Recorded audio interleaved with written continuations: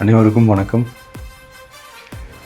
ஒரு 20 வயசு இளைஞராக இருக்கும்போதே புரட்சித் தலைவர் எம்ஜிஆர் அவர்களை நம்பி அவங்களுடைய மன்றத்தில் சேர்ந்தவர்.